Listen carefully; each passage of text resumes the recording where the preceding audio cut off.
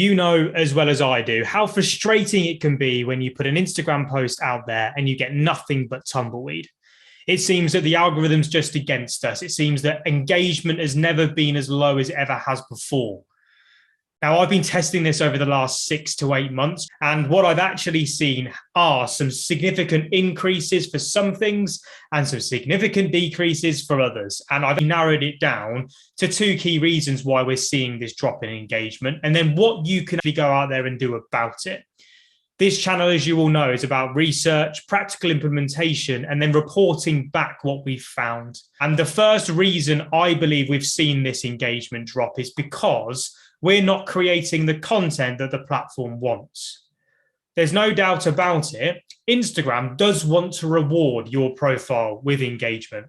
However, it will only do that if you keep their users on the platform for a longer period of time than the other creators that are out there.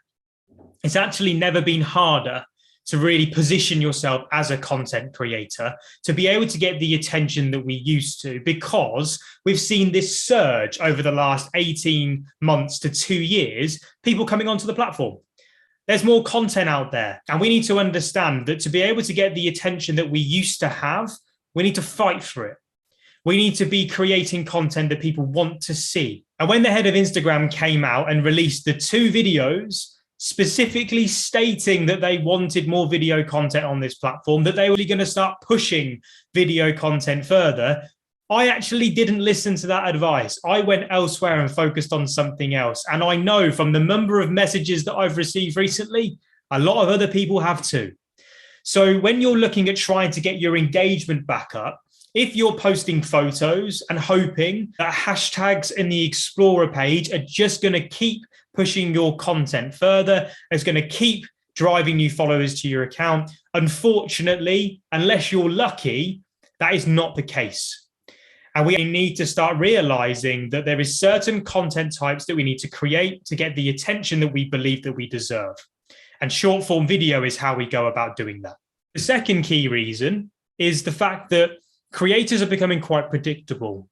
And what happens with predictability is that over time, the follower becomes less engaged. And a less engaged follower means less watch time. And it also means that they're probably then spending that time watching somebody else. And therefore, Instagram looks at your profile and goes, well, you're not keeping our users here as long as you used to. So we're suddenly going to pull that traction back. Now, there's certain things that you can do inside of your content to keep your user engaged. And this is something that I've been testing a lot recently. And the first thing is looking at providing more value than you ever have before. I had a message from a good friend of mine who's got quite a significant Instagram account with over 100,000 followers. He's in the fitness industry, and he's seen a big drop recently where his partner has seen a big increase. Now, I'm always brutally honest when it comes to this stuff. The difference between his partner and himself is that his partner has her ideal client absolutely nailed, her ideal follower absolutely nailed, should I say. She also knows exactly what they want to see and hear, and she provides it on a consistent basis in slightly different ways.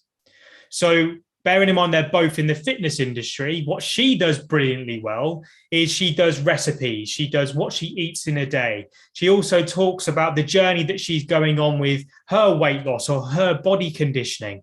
She showcases workouts that people can do at home, and people keep coming back to that page because of how helpful it is. Heck, I go to her page when I'm looking for different recipes and meals, right? It's so engaging with the way that it works. Whereas when I look at his profile, he doesn't seem to have his ideal client completely nailed. And therefore, the content that he creates is quite mixed, and it doesn't provide the value that I definitely know he can provide. His academy is extraordinary. If he could just capture it and put it out there in the right way, he'd see that engagement go back up. So when it comes to looking at the way that you're creating, the first thing to really drive your engagement back up there is to provide more value than you've ever done before.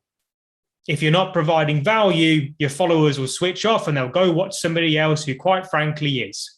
The second thing that you can do, and this is something that I absolutely love to do, especially with my business journey and also the personal journey that I'm going on right now, is to tell people a story. Set yourself a challenge almost. Now, there's a guy that's called Christian Guzman who does this every single year. And it's amazing. If you go and look at his Instagram account and you go and look at his YouTube channel, at the time that he does his summer shredding challenge, his engagement goes through the roof. He gains more subscribers, more followers than he does at any other point through the year. And it's quite frankly because people want to come back and actually look at what he's doing. People are engaged by the story. They're engaged by the challenge. They're engaged by what he's doing next to get to the result that he's looking to get towards. Unfortunately, when you look at the rest of his content throughout the year, his engagement drops because, quite frankly, it's just boring. And sometimes as creators, we need to be self-aware enough to understand the points at which we're getting boring and then make the changes so we can start to gain that attention back. So they're the two key reasons. Number one is that you're not creating the content that the platform wants. And number two is you're becoming predictable. And predictability over time just means people get less and less interested. And what I'm going to talk to you about now are three key things that you can do to start having a positive effect on your account. Number one is take a moment to sit back and think about who your ideal follower is and what it is that they really want. You've probably heard marketers talk about this a lot. However, this is the most crucial part to building a brand and standing out online. What that lady's fitness account does is it creates content for her niche. It creates content that speaks directly to the person that she's trying to capture on that account. Now, if you can look and think about your business and what your profile is about, whether you're a social media agency owner like I am, or you are in property, whatever it is that you do, think about your followers and what they love to see. If you're in property, think about the deals that you're doing. What is it you're doing to acquire more properties to your portfolio? How are you raising money? Think about that sort of content because people are so engaged by that. But that first thing is thinking about your ideal client and what information they really want to consume on a day-to-day basis. If you can nail that, you'll suddenly start to see that spike that you're all looking for. Number two is then trendjacking. So you will see certain reels that are going around with certain tracks on them. I have not taken advantage of this in any way, shape, or form like I should have done.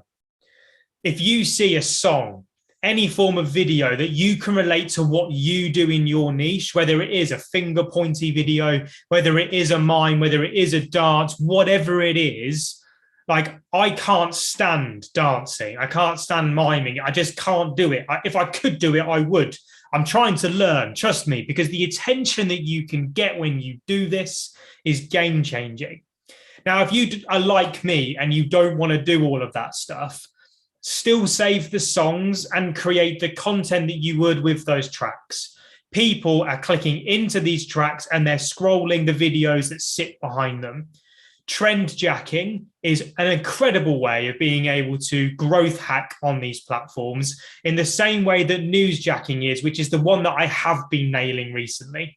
Whether it's on YouTube, whether it's on Instagram, whenever there's a piece of news that's on my industry, that's about the stuff that I do, I try to make sure that I'm the first person to report on it.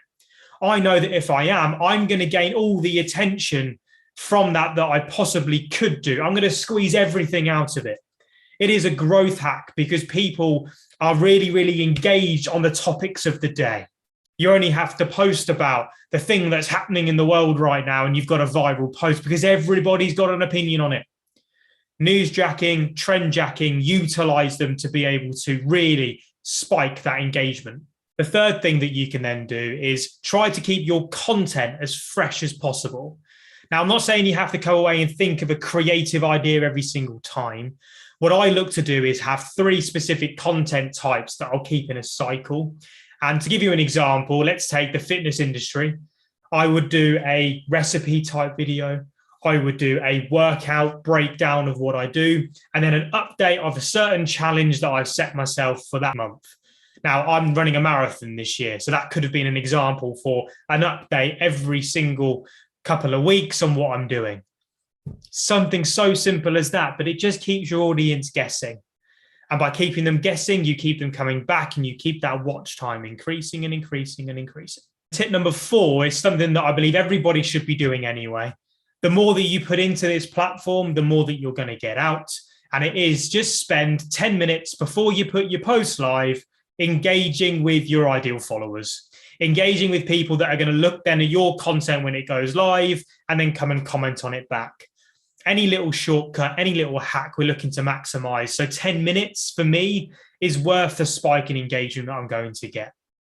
We actually have to take some responsibility in what we're creating here and how we stand out online. And we have to earn the engagement that we're going to get. We have to earn that attention.